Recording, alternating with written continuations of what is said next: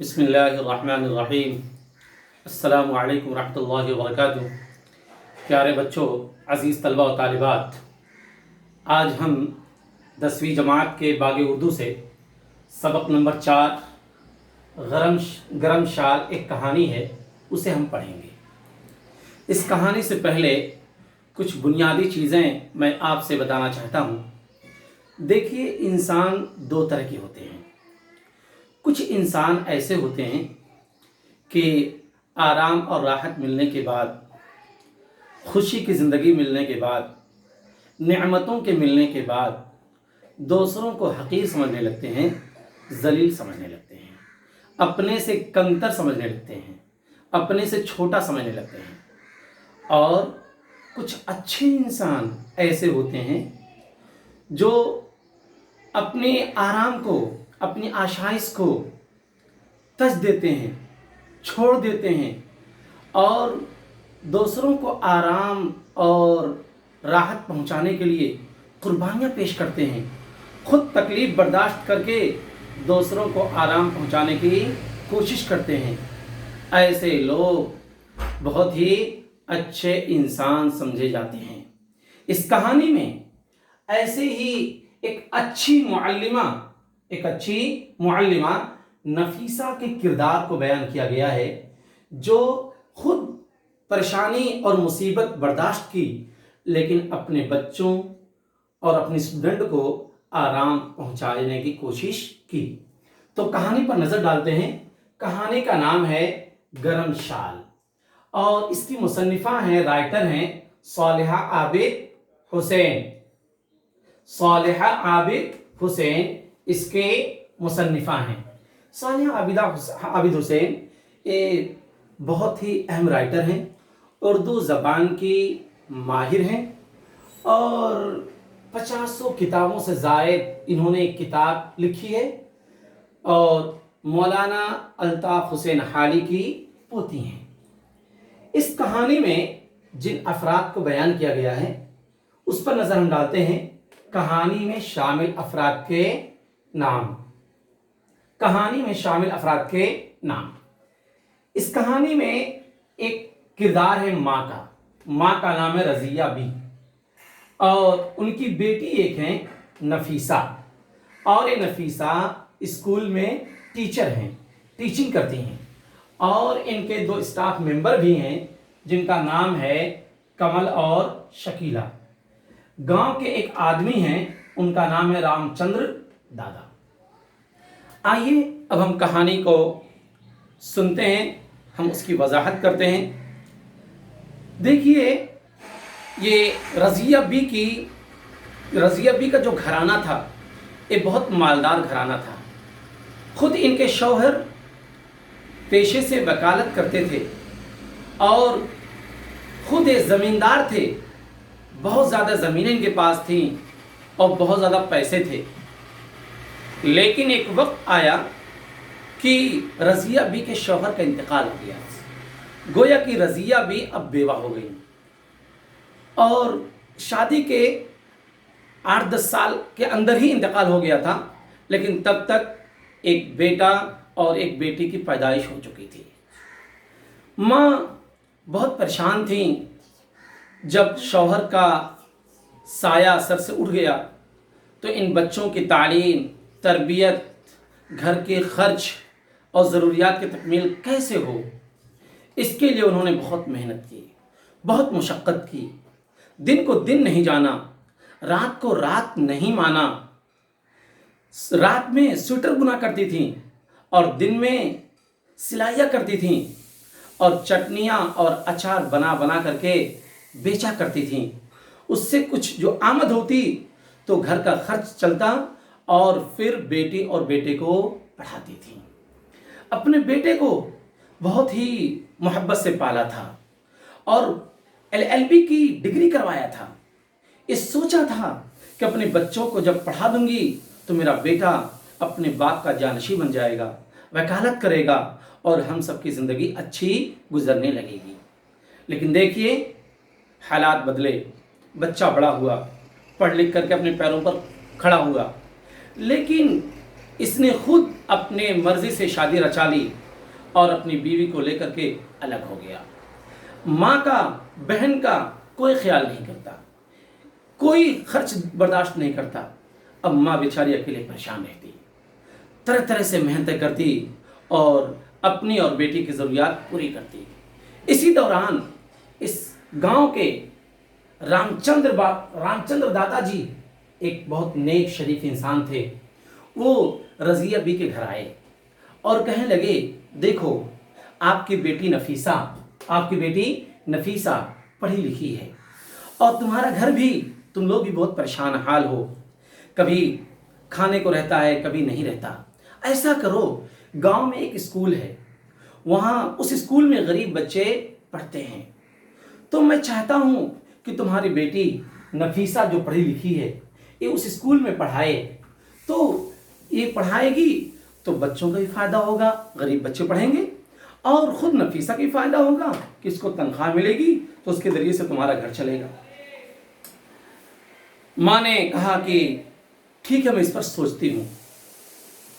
اس کے بعد نفیسہ کو بلایا اور بیٹی سے ڈسکس کیا، کہا دیکھو بیٹی، ایسا ایسا موقع آیا ہے پڑھانے کا، ٹیچنگ کرنے کا، لیکن بیٹی بھی تذبذب میں تھی اور ماں بھی تذبذب میں تھی، اس لیے کہ اس خاندان میں ابھی تک کسی نے نوکری نہیں کی تھی، اس لیے کہ یہ خاندان خود بہت بڑا مالدار تھا پہلے، اور زمینیں بہت زیادہ تھیں، پیسے بہت زیادہ تھے، لیکن حالات یکساں نہیں رہتے، ہمیشہ بدل جاتے ہیں۔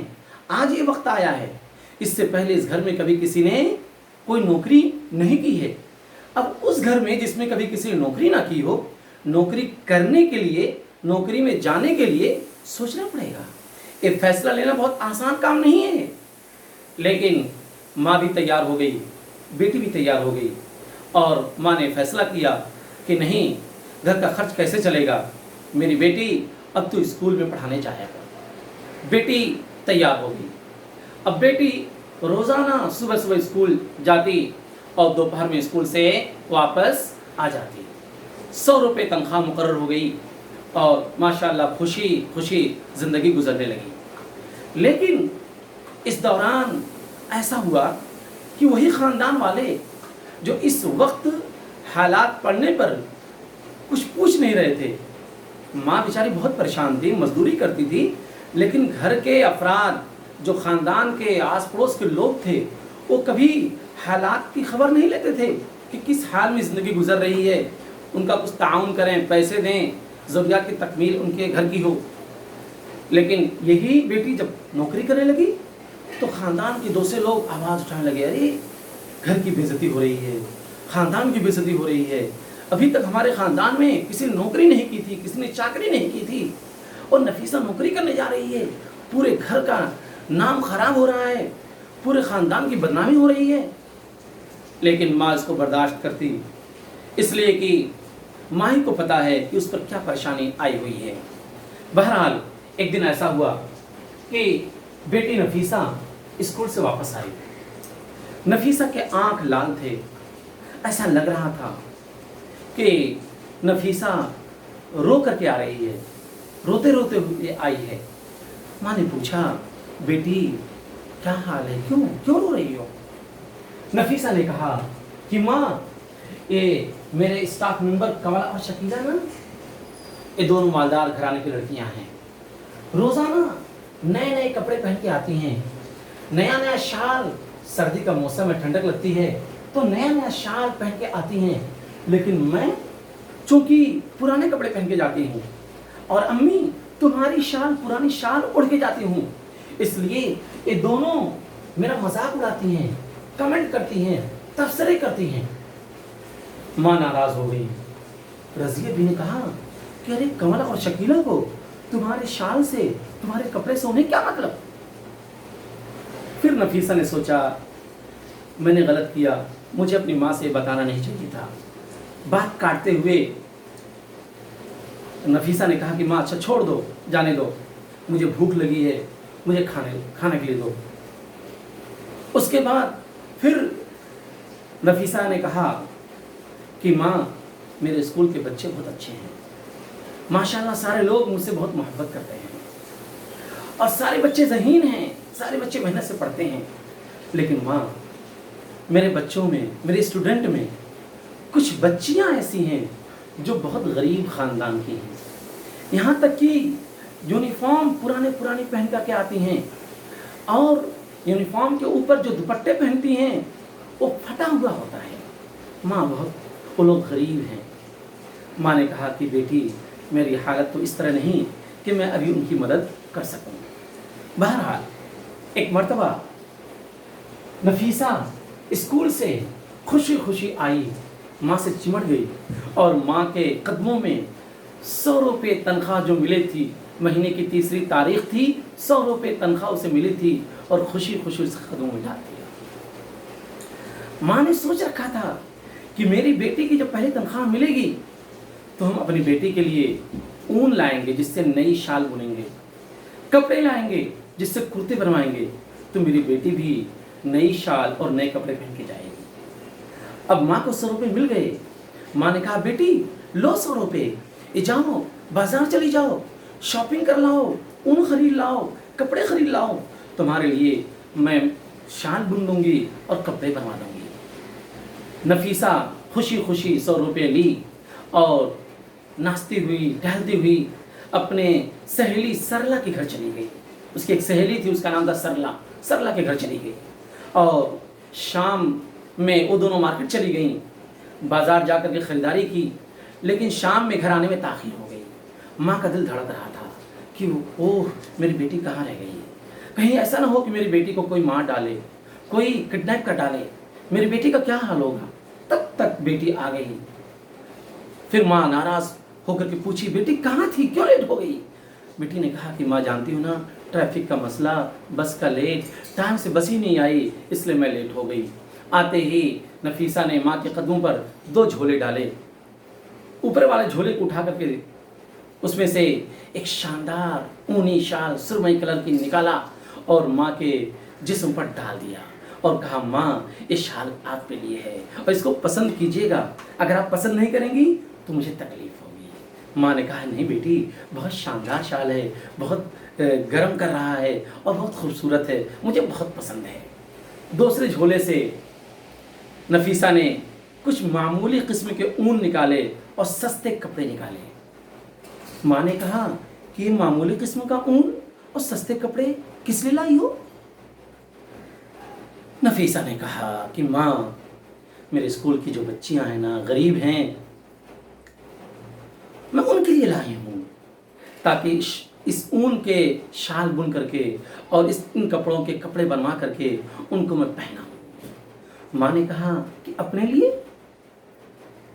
नफीसा ने कहा कि माँ मैं क्या करूँगी शाल, मेरी वो शाल जो आपकी है जिसको मैं ओढ़ती हूँ, इसमें माँ की मोहब्बत है, माँ ने गर्मी सह करके इसको बुना है, भला इस शाल से ज़्यादा मेरे लिए और कोई शाल महबूब हो सकती है और कोई अच्छी लग सकती है।